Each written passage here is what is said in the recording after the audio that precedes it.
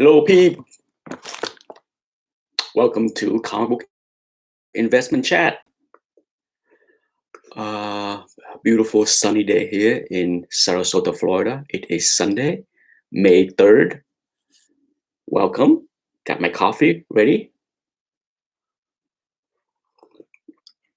Um, as always, I will record the audio portion of the chat and then upload them to my Podbean podcast channel. So if you have not subscribed to my Podbean channel, I think the link is below.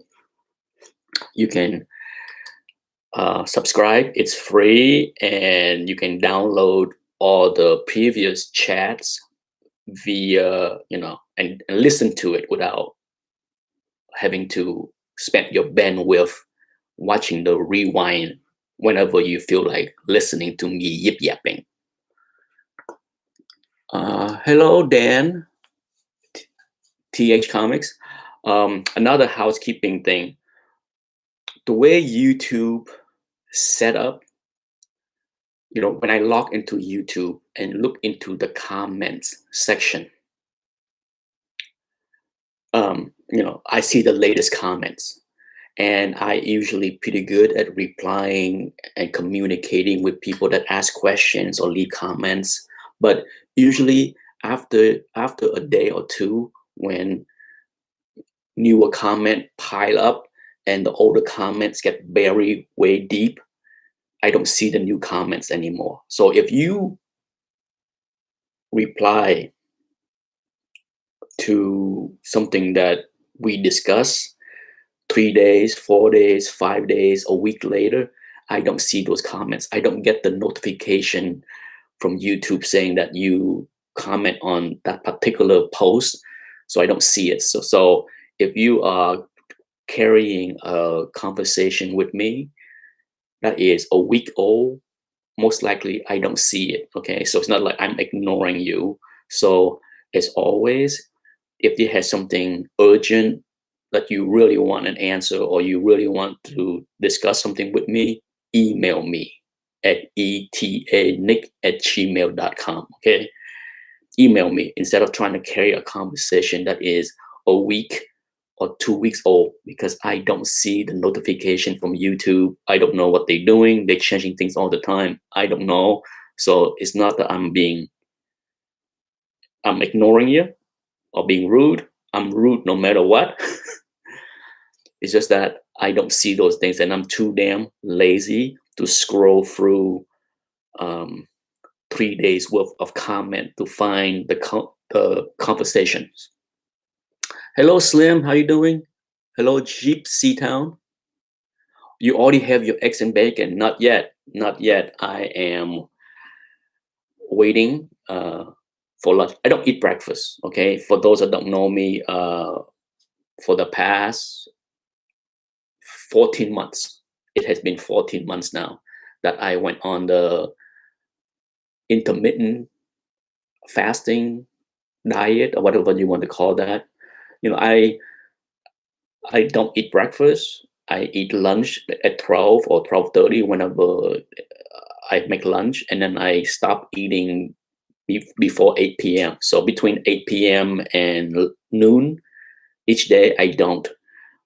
It's the methods of eating that help me lose 17 pound-ish over the past 14 months and keeping the weights off without doing a lot of exercising. I still do cardio 2 or 3 times a week, but it's not a big deal. I don't do a whole lot, and I find that losing 17 pounds over the past 14 months has been very easy for me to do. Okay, sure. Once in a while, I cheat. Once in a while, I would eat a bag of popcorn at 9 o'clock at night. Yes, that happened once in a while. Not every week. Maybe every other week, I would cheat. But it works.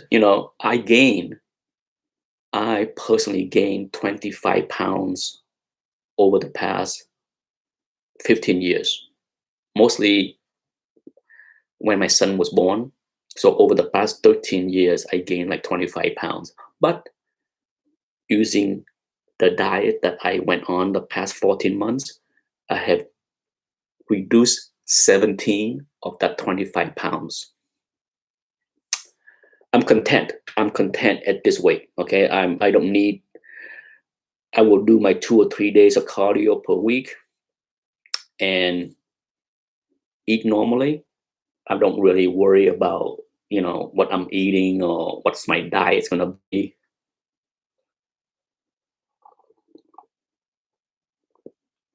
Lee Outlaw asking about the new gods. Um, Other people have contacted me over the past couple of weeks about things I'm selling. I have stopped selling in the past 6 weeks. Um, I have sold a big chunk. Well, not a big chunk. I have sold privately all of my DC war books and all of my DC horror books. Yes, there's keepers. I kept for myself maybe 40 copies of DC horrors and war books. I need to check. I haven't count how many yet. I have yet to sit down and do a video on cheapest keepers of my DC war books and horror books. But I pulled everything that I consider keepers and sold the rest over 200 or around 200. Um, you remember the video, the tips and trick video where I show people how to ship 200 books in a big box safely? Those was DC war books and horror books that I shipped to the one buyer. So if you see that video, if you remember that video back in early March, yes, during my auctions in February, that's what I did. During the auction of February that I was running to sell my brother's X-Men books and other books that I have, I also took inventory, grade, took pictures of those DC war books and horror books, and then I finalized that deal early March, and they are long gone. And ever since then, I have not sold anything.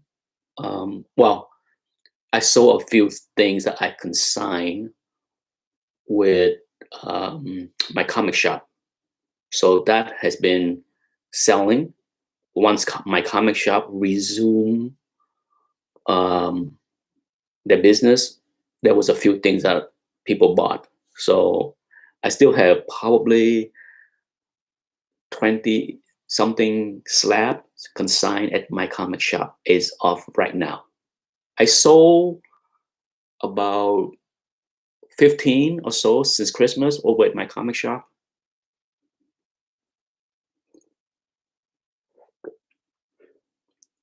Um, let's see.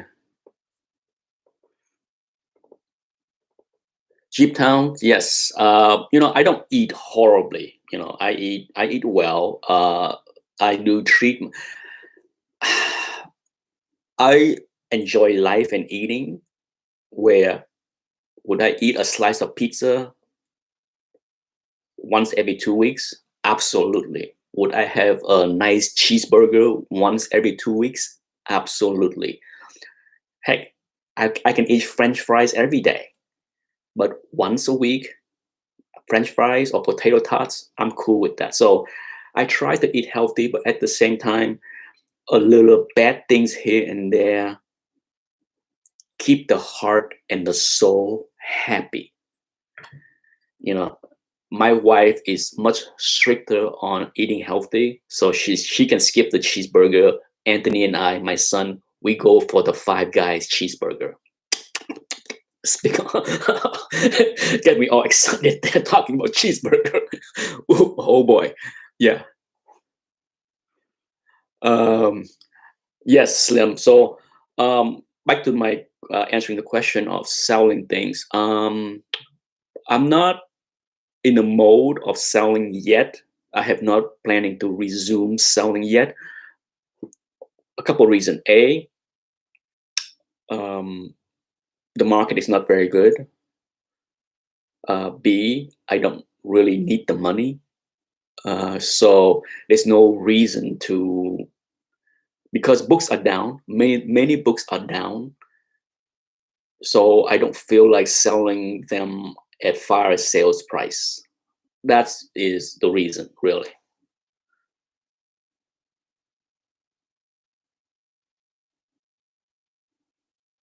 Richard R asked, would you get a coverless book graded? I would say no, but that's me. Now, would I, even if it is an action one, or a Batman one, or Captain America one, um, if it's coverless, I'm not gonna slab it, because if I was to sell it, I think the grade is gonna be 0.5, or whatever grade they give for coverless books. So there is no question or debate on what the grade's gonna be.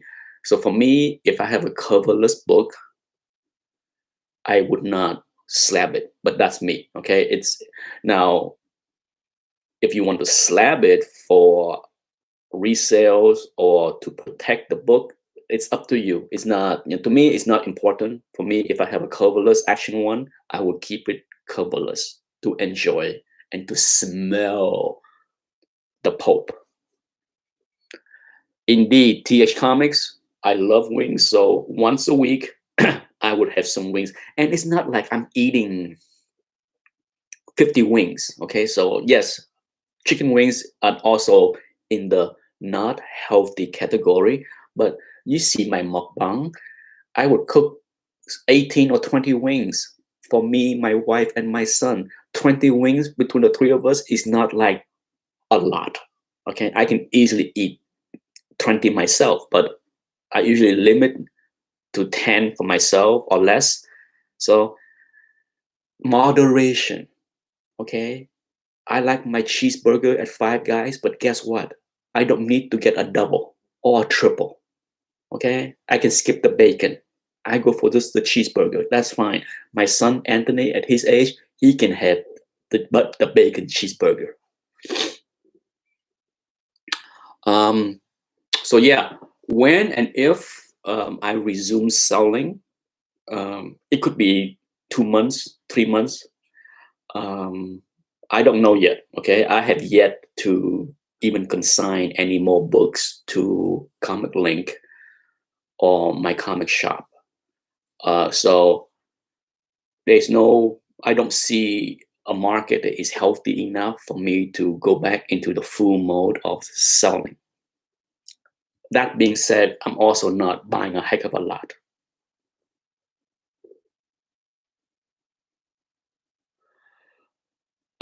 Tier in CGC grading. My advice right now, CGC is quicker right now because they are slower. Less people submit books. Okay, there is no question about it. Right now, the turnaround time at CGC is at the quickest it has been in over a decade. Yes, I'm saying that. So if you are slabbing things to keep, first, regardless of the turnaround time, regardless of how slow they are, if you are slabbing to keep, go with value on non-modern books. Go with the cheapest. Okay, don't go with economy. No need to pay $5 more, whatever it is more. There is no need. If you're slabbing something to keep, if you're slabbing modern, it's the cheapest. Modern is cheaper than economy or value. So as far as tier, if you have any books that are 1975 or newer, go with modern all day long. I don't care if it's a giant size X-Men one, modern tier it is. Okay, so trust me, it's the cheapest for 1975 or newer books. No matter what, if you have older books, go with value because the turnaround time is so much quicker right now due to the lower submission rate at CGC. Is in the thumbnail of this video. It is broken crystal ball. So let's talk about the stock market and the comic book market. Let's head back to the topic now that we're 18 minutes into the chat. Um, a lot of people have asked me a lot of similar questions over the past 2 or 3 weeks, both in the stock market and the comic market. And I can tell you, my crystal ball is broken. Some people ask me about, what I think 10 years from now with the comic market. 10 years. I can't even tell 10 days or 10 weeks. I can't even go 10 years, to be honest. I mean, when you throw out something like 10 years and want to talk how things will be better in 10 years, sure, it's easy. It's easier, right, to throw out the long-term aspect of the stock market and say in 10 years things will be better in the stock market. Same thing with the comic book market, but to me it's useless. It's not useful to talk something 10 years from now. Um, a lot can happen in 10 years. The person can be dead. It's I I don't plan to take my dirt nap in 10 years. But at the same time, when it comes down to investment, when it comes down to put money to work, I try to look at a shorter time horizon. I understand long term. I have long term investment and I have short term trade money. And right now, I have a lot of cash. Okay, a lot of cash because I'm in no hurry to put money in either market, either the comic book market or the stock market, because there's a whole lot of uncertainty. Um, it's just it's impossible to see. The stock market got a good bump last week because one of the drug proved to be useful. And I remember, well, right away I got a bunch of emails from friends, people I know, all excited, and I'm just like, tame your excitement. The drug reduced hospital time on the average from 15 to 11. It's not all that great. Is it useful? Yes. But is it a pill that you and I can take like an aspirin if we get sick? No. Okay. Reducing hospital stay on average from 15 days to 11 is not the magic bullet. Tame your excitement. And guess what? The market ran up after the news, and guess where the market did? The stock market did the last 2 days. It went down 4%. It gave back everything that it run up the last couple of days because of the cure or the drugs. We are a long way. We don't know what the heck is going on. I am no more bullish or bearish in either market as of this moment because I don't know. I told many people the bearish part of me saying that this is going to take a lot longer to recover. Even if many states relax the lockdown, allow business to return, guess what? Many business will operate at best, half capacities. How is that good? It may prevent that business from going bankrupt, but it's certainly not gonna make that owner of that business happy that he's not bankrupt or he has extra money to spend. So the ripple effect of what is going on is going to be felt through the economy for months, if not a year. We are so far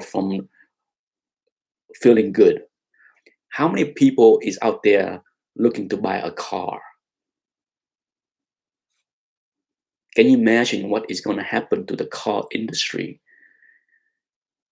for the rest of the year? It's there are so many interconnected businesses that a lot of people just think that, oh, if they lift the ban, things will go back to normal. No, things are not going to go back to normal. It's we're far from it. Now, the non-bearish side of me, the bullish side of me is saying, don't be too bearish, because what happened next month if a drug, a good drug, is found where it can cure you without going to the hospital? Okay, where things can return much quicker. We don't know. There's all kind of drug trial going on right now. Something like that can happen. Okay, that drug by Gilead that was approved and recommended a couple days ago, it can be only given intravenously. Okay, I said it even before the approval. It's not a big deal. They give those drugs to people that are really sick. We need drugs that allow people to not have to go to the hospital. That's what we need. Not when you're on your deathbed. So I don't know. So at this point, the same thing with the comic market. If you watch, for those that have not watched my market report that I loaded 2 days ago, yeah, go watch that. Okay, because then you understand what's going on with the comic market. Certainly, it is not as ugly as it was last month. But here's a big but. The stock market ran back 25%. Is it a surprise that some books did well or more books did better than the previous 2 months? Let me repeat. The financial market, the stock market rebound 25% or so. That's huge. Huge. It's a psychological thing. Okay. You get people happy. You get people excited. You get people back into buying and spending on comic books. But that can change quickly. Okay. If the market went down 10%, okay, the next auction at Comic Link is going to be in less than 10 days. Okay. In another 10 days, another auction will kick off on Comic Link. What if the stock market dropped 10%? The market went up 25% last month. What if the market give back half of the gain? What if the market went down 10, 12%, 13% in May? Do you think the May auction is going to do well? I don't think so. There is a correlation. Okay, there is some. Not once again, not on every books. That's the way the comic market is. Not every book go up. Not every books went down. But the big books, there is a correlation of the big books and the stock market. Okay, there's no way to tell for sure, but I think I would throw out a wide ass guess that if that Captain America one, the one that went down a lot a few months ago, if that was auctioned off last month instead of 3 months ago, it probably would have got a better price, just because the market is 25% higher. Okay.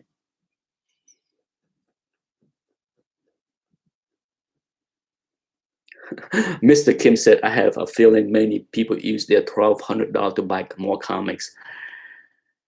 I'm gonna guess that's a joke. It's hard to tell, how the internet and message board is. It's hard to know the tone of the comments, but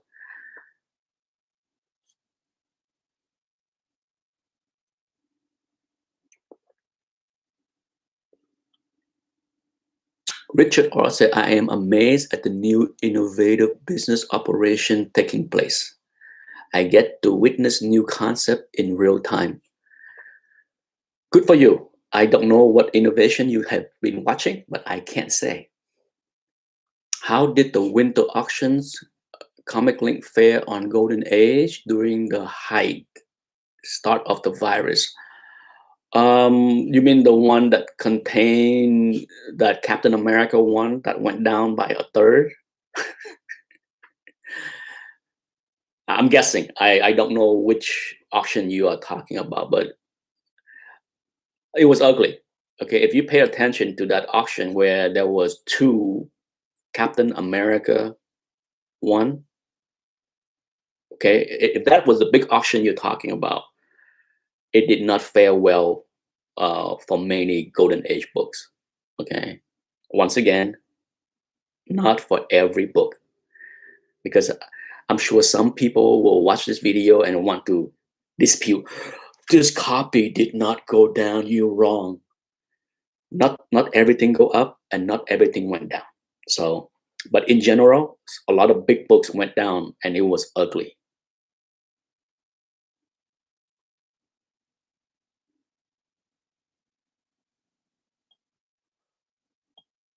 Let's see. Jeep Town said, hopefully the new innovation will keep the market alive like they did in the 90s. Um, you know, certain business are doing well. Like, do I need to beat a dead horse? Amazon, Netflix, things that doing well in this ugly time.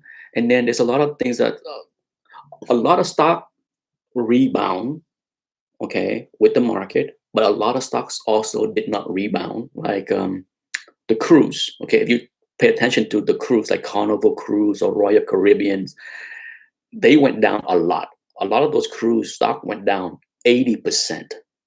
Yeah, 80%. Have they rebound a little bit? Yes. I think Carnival went down below $10. It was like eight something, just below $9. And a lot of people ask me about the cruise. If should they invest in cruise? This is like a month ago, and my opinion is still the same. If the cruise is not going to go away. The problem with the cruise companies is that cash flow. A lot of them is going to need to raise cash, whether issue debts or issue more stocks, issue something. They're going to have to do something, some financial engineering to raise cash to stay alive. And those action is going to dampen the price for a while. Sure, I think Royal Carnival Cruise went down below 9 and now it is like 13 or 14 or something like that. If you lucky and brave and bought it below 9, guess what? You got a 40% return right there. What are you waiting for? The problem is it went from 50 to 14. Okay. So if you want to do the math, that's pretty bad. And the outlook is still pretty grim because if social distancing is still a must 6 months from now, there is no way a cruise can sail with half capacity and make money. Okay, let me make it very clear. A cruise ship, the cost of running a cruise is very high. If they need to have social distancing and they can only sail with half the amount of customers, and in order to entice people to cruise, they will have to cut the price significantly. Okay, so they're selling at half capacity or less, more like a third. On top of that, they are fire selling tickets in order to entice people to cruise again. You think they're gonna make money? You think Carnival is gonna make money selling? Yeah, there are companies I'm staying away from because this is gonna take a while. There will be time. There will be a time to buy Royal Caribbean or Carnival stocks, but not for me. Once again, it's just my opinion. You can disagree. You can go out there and gamble with your money. It's fine. It's your money.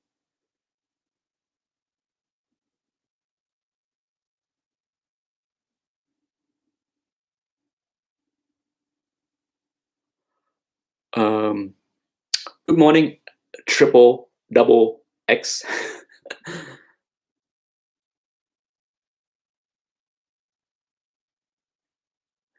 Yeah, Mr. Kim, when it comes down to oil, it's ugly.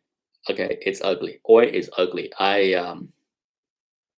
It's frightening. It's frightening to see gas at $1.80. Yeah, $1.80. It's not a good thing. Okay, as I mentioned in the previous chats, hundreds of thousands of jobs in the oil drilling business in Texas and other states that have shale drilling. It cannot be good. It cannot be good to have oil below $30 a barrel. There is no way. There is no way to maintain many of those high, let me repeat, high paying jobs.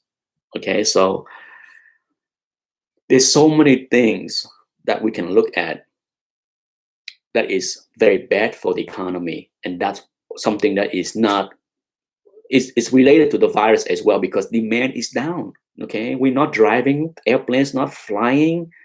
The demand and use of oil and gas is down significantly, significantly. Okay, and this is not good. Like I said, there's a lot of things that no doubt, I am neither bearish or bullish, but there is more bearish thing short term. Okay, I'm more bullish long term. By long term, multiple years from now. But as far as the bear argument, it's ugly. It's hard to put lipsticks on the pigs. There's a lot of pigs out there, and it's hard to put the lipstick on them and paint a positive narrative. I cannot do it.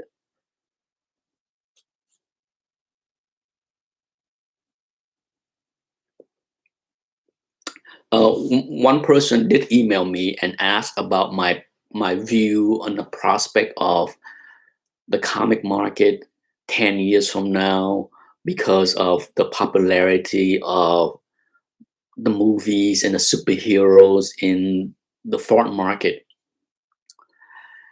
There will always be a certain amount of interest in this hobby from the foreign market, however, very small, very small. Okay, I can tell you, we we in America, in general, live very spaciously. Okay, a lot of us have a lot of room. That's why a lot of people hoard because we have room to store stuff. Okay, have you seen how people in other countries live? Whether it's Italy, whether it's France or the UK or Hong Kong or Singapore, have you seen how the average person live? Forget about the income for now. Okay, let's remove the income out of the equation. Just the way of living. There's a reason why in Europe people don't drive big trucks, big cars, because they live tight. The road is small, the apartment is small, everything is very dense. Space is a premium. So the average person is not going to go out there and hoard 10,000 comic books because it is cool. No, it's not in their psyche. They enjoy the movies. No one is disputing that foreigners don't enjoy the movies, but their lifestyle is not conducive to hoard long boxes. Does anybody at least understand what I'm just said? And then if you move over to the income side, okay, the average person in Asia, whether it's in China, even if you're rich in China, your annual income is nowhere near the annual income over here. So for an Asian, a China man that loves superheroes, the thought of spending $20,000 on a Silver Age keys, that's ludicrous. Ludicrous. Okay? Unless you are mega billionaire in China, it's just not a feasible thing for the average person. Okay? The average person in America collect comic books because the budget makes sense, the living environment makes sense, but the average person in many countries, budget-wise, space-wise, make zero sense for them to ever collect. Yes, then you understand. Okay, so it's not about, is there collectors in the UK that have 30,000 books? I am sure they are, but it's not as common as we see in America. Okay, it's just not the same. Collecting comic books is something that's more Americana than something worldwide. Does other culture collect? Absolutely. Look at how popular manga is. Manga is, I'm not sure if I said it or not. Manga is how popular that is in Japan. Does that mean that it's a huge American collector community in Japan? Hell no. Hell no. Okay, it's not. It's not. It's something that it's hard for us to comprehend. Have I sold books to people in Japan? Yes. Have I sold books to people in Singapore? Yes. But all of those buyers are long gone.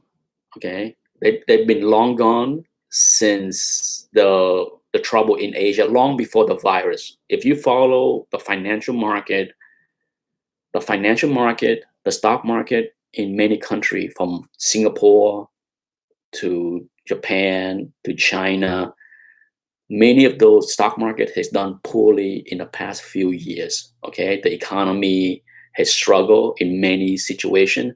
So the average person is poorer before the virus. Thus, the buyers from Asia has dried up, at least for me, long before the virus. I had a whole bunch of buyers that contact me in 2017, 2016, but 2018, they started to disappear, okay? In 2019, they long gone. I don't get one email from anybody from Singapore asking me for keys. Yeah, long gone.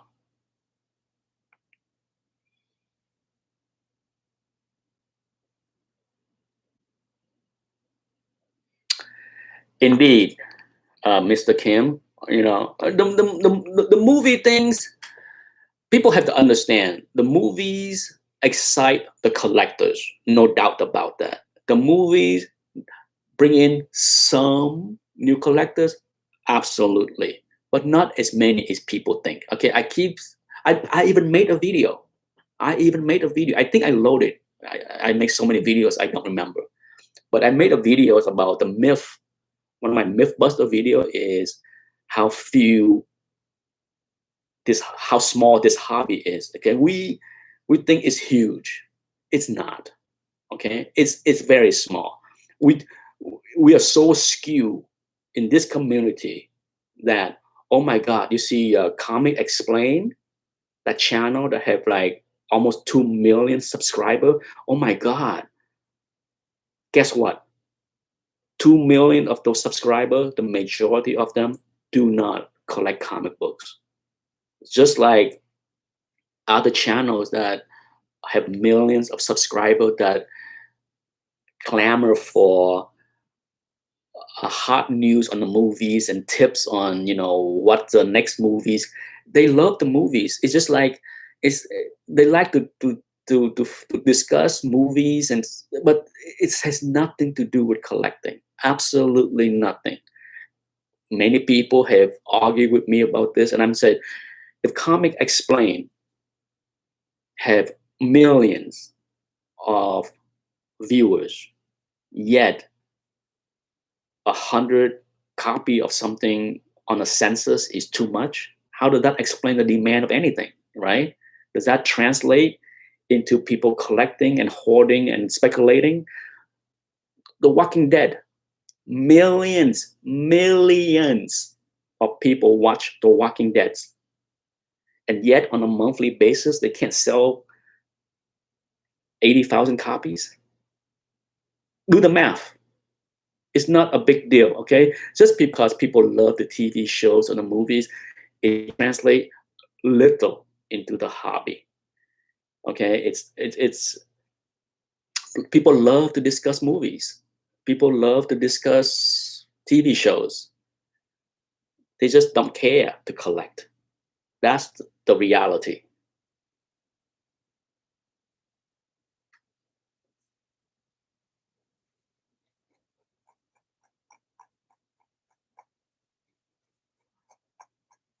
Slim Comic as the economy. The LCS. I think for sure, just like restaurants and other small businesses, some will suffer. Some will go out of business. The people that didn't manage their business properly, I'm sure I will get some flack here. What do you mean about manage my business properly? Every business need to manage it properly when it comes down to cash flow and profit. Okay, if you don't know how to run a business and you barely survive in good time, in bad time, you will die. Okay, that business will not survive.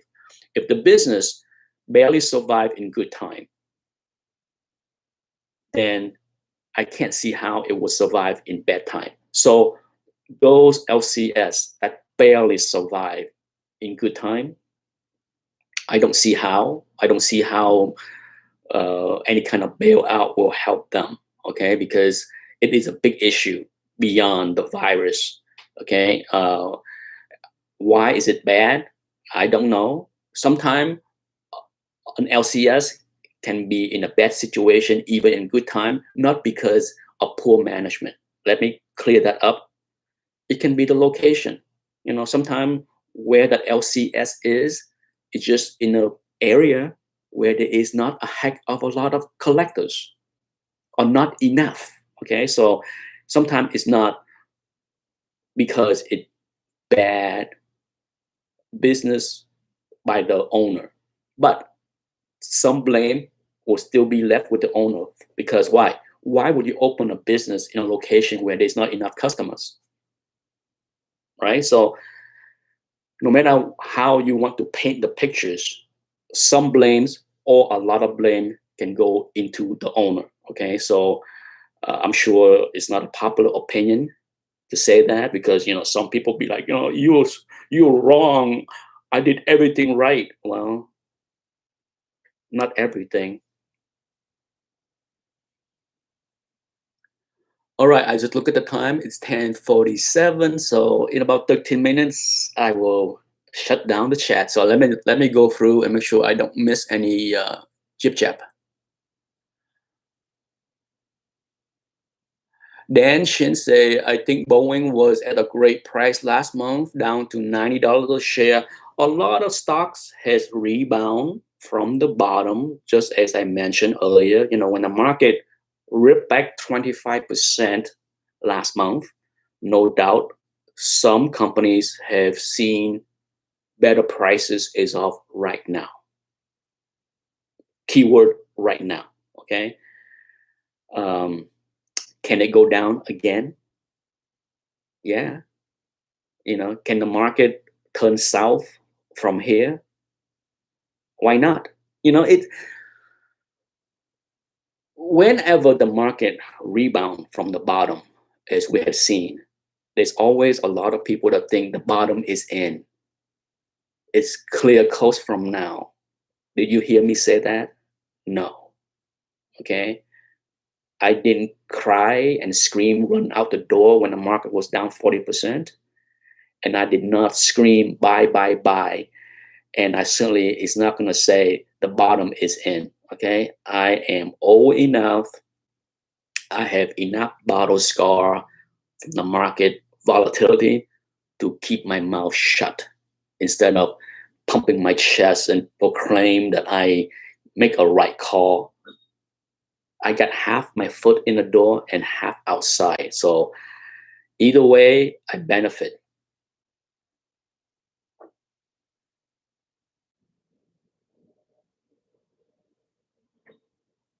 Brandon, indeed, a lot of change is going to be coming. Okay, a lot of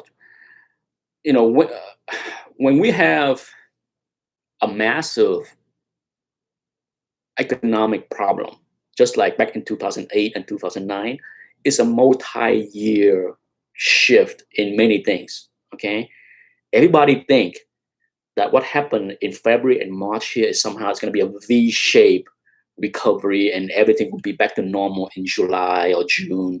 Can't be. Come on. Silly. Okay. All the experts out there, all the crystal balls are broken. Okay. Let me put it this way.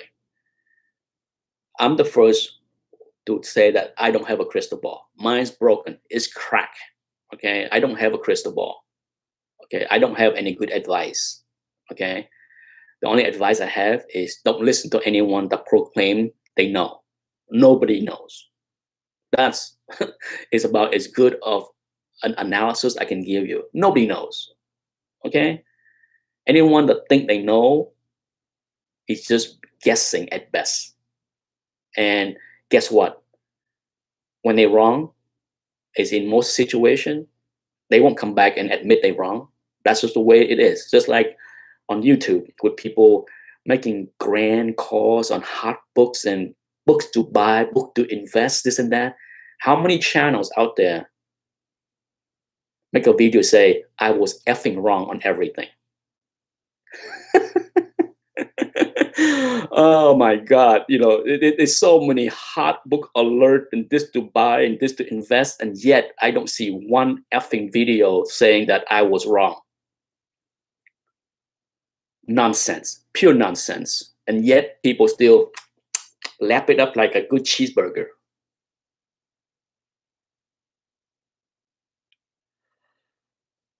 Bye, Slim. Mr. Kim asked, "Do you like original comic arts?" I do, but I don't put my money there either. It's not my thing. Um,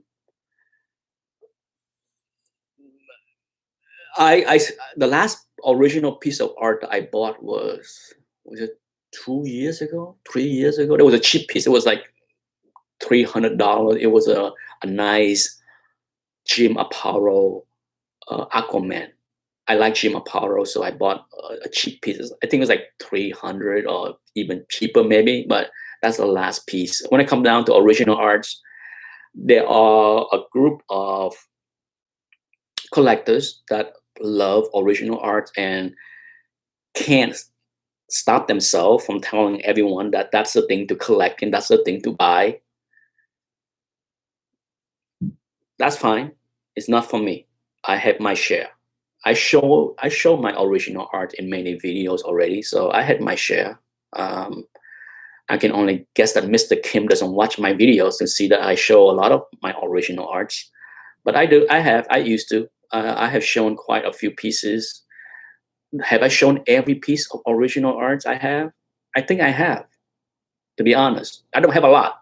I have shown my Bernie Wrightson piece. I have shown my Jack Kirby piece. I have shown my Neil Adams piece. I have shown my Bernie Wrightson piece. I have shown my um, Bill Sienkiewicz piece. I have shown. I'm pretty sure I have shown every single piece of original art that I own.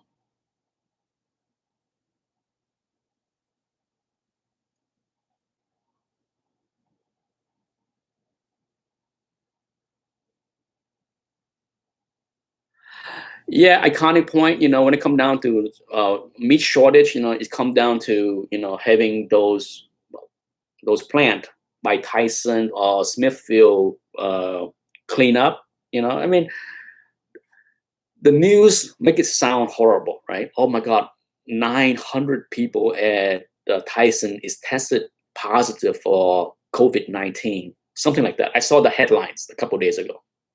Well, guess what? Those 900 people that test positive for COVID-19, if they're not sick, that's a good thing. That means that they have the antibodies. That means that their body was able to fight it, and then they okay. They unfortunately should be quarantined away from their family because they don't want to pass it on to other people that may get really sick. So that's a bad thing. But those people eventually can go back to work. Okay, so the plant is not going to be like, if you read the headline and say, oh my God, Tyson have 900 employees that test positive for COVID-19.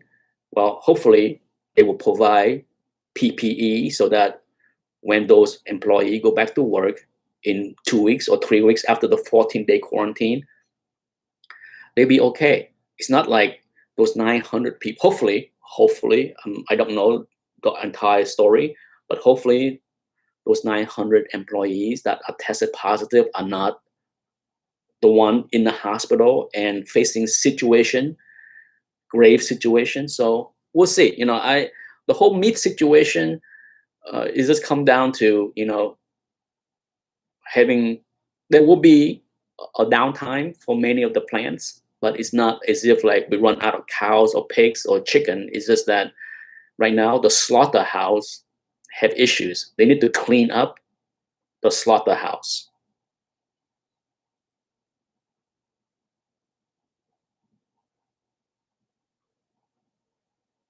Steve Bell, thank you from the UK. Indeed, always easy to buy, tough to sell.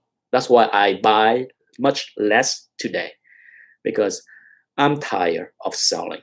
So if I understand myself enough to know that I'm tired of selling, so why put more burden on myself by buying more? So it's best to just buy a lot less. It's easier for me. It's not to say that I don't see opportunities out there. Every time I log into eBay, I see opportunities. It's just that I have trained myself to say, let it go, let it go. Greg Reader, say thanks for grading with, very helpful. You are welcome. Question about eBay. Okay, last question before I go. Do you factor in the freight charge to determine selling price? Absolutely. Absolutely. I factor in the cost of everything when I buy something or when I sell something. Okay, because when I buy something to flip, okay, the total cost of the book plus shipping as well as the grading cost must be factored in for me to buy the book. Okay, so for example, quick example, if I buy a book for $100 and I know that the cost of shipping and grading is going to be at least $30, so make it 130, okay? And then I also know that unless I sell it privately, I had to consign it to my comic shop or Comic Link. That's another 10%, right? So that 130 turn into 140, 150, okay? So the initial push of that book for $100, all of a sudden, guess what? I'm not going to make any money if I sell that book for 150, right? You see the math there? So absolutely, when I buy a book to flip, I make sure that the selling price gotta be at least 200, okay? Because there is not much meat left on the bone if I can resell for 150. It's a waste of my time and effort, okay? So I absolutely factor in the cost even when I sell something, okay? If I sell something, that's why I like to consign my book to my comic shop or Comic Link, because I can ship 20 slabs to my comic shop for $25, $30. I don't have to deal with free shipping and give away the house. Free shipping is so expensive and getting more expensive now than ever. Okay, to ship one slab cost you $14, and then you throw in insurance. A lot of buyers is just gonna be like, I don't want to buy that slab for $50 and then pay you $16 for shipping. And it's easier to my comic shop because it costs less for everyone. Trust me, I sold enough stuff to know that I'm not gonna deal. I'm done selling on eBay. Done. Zero chance of me consigning a slab to eBay. Zero. Okay, so now Iconic Point made a point. I agree with him as well. Is that it depends on the books. If I was gonna sell cheap stuff, and I do, if you watch my channel, I auction off plenty of cheap stuff. That's fine. But when it comes down to eBay, the cost to pay eBay, PayPal, and then shipping costs, it's just way too expensive. It get more expensive. The people that offer free shipping, well, they better price it to a point where they make money. Okay, a lot of people, love to use the free shipping to entice people to buy or to bid. Well, guess what? Not me. It's not the methods that I like to use because there's no guarantee that people will bid the book high enough for me to recoup the shipping costs on eBay. Other people can do that. That's their business model. If that's your business model of offering free shipping in order to entice people, go for it.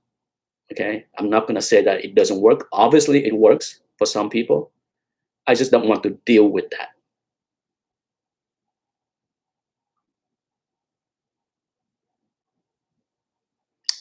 Yeah, I mean, if you're selling cheaper stuff, certainly, Craigslist, even on YouTube or Facebook or Instagram, I think you can move cheap stuff, no doubt. I can move lower price books on YouTube fairly easily. But when it comes down to big books, I'm not gonna deal with free shipping. No way. I don't do with free shipping even on YouTube. Because I make it very clear on every auctions on what anything I sold on YouTube or anywhere else. I make it very clear you pay exact shipping.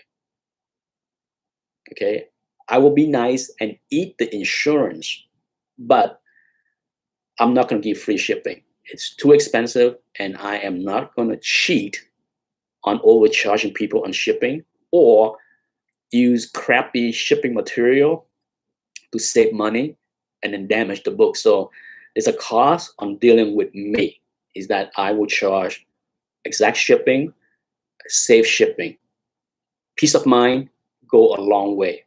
Penny wise, dollar foolish for those that are trying to save a buck or two on shipping and then get a crappy shipping seller.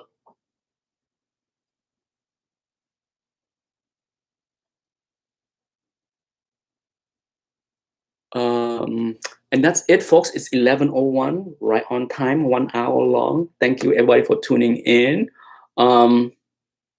Stay safe. Plenty of things to watch on Netflix for sure, or Amazon Prime. That's what I'm doing with my time, right? And that's it, folks. See you maybe next week, if I have something to say. But for now, stay safe out there. I don't see a lot of positive things to say about the economy or the comic market. At least it's not going down. So if you have not watched my market report, go watch that. Bye.